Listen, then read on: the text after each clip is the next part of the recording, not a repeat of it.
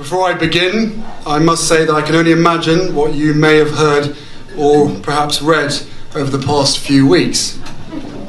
So, I want you to hear the truth from me, as much as I can share, not as a prince or a duke, but as Harry, the same person that many of you have watched grow up over the last 35 years, but now with a clearer perspective. The UK is my home, and a place that I love. That will never change. I've grown up feeling supported from so many of you, and I watched as you welcomed Meghan with open arms, as you saw me find the love and happiness that I'd hoped for all my life. Finally, the second son of Diana got hitched. Hooray.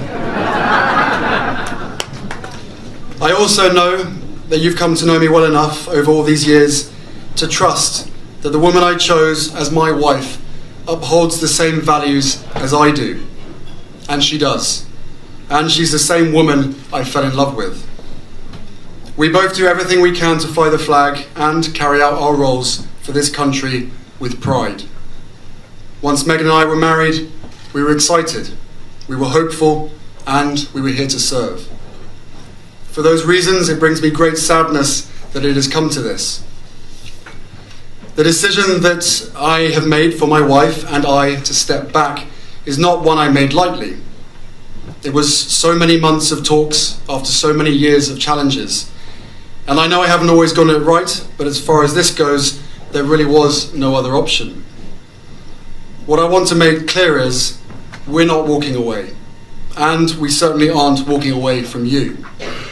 Our hope was to continue serving the Queen, the Commonwealth and my military associations, but without public funding. Unfortunately, that wasn't possible. I've accepted this, knowing that it doesn't change who I am or how committed I am. But I hope that helps you understand what it had come to, that I would step my family back from all I have ever known, to take a step forward into what I hope can be a more peaceful life. I was born into this life, and it is a great honour to serve my country and the Queen. When I lost my mum 23 years ago, you took me under your wing.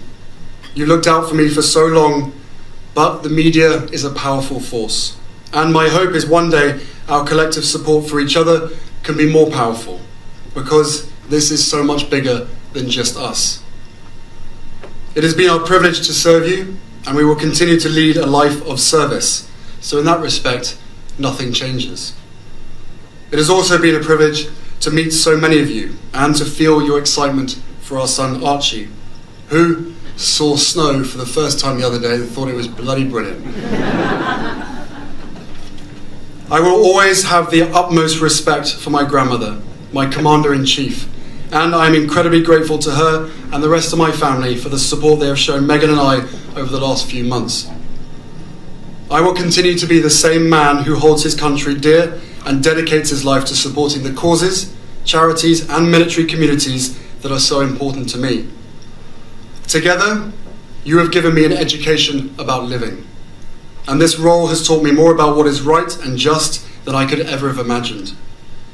We are taking a leap of faith, so thank you for giving me the courage to take this next step.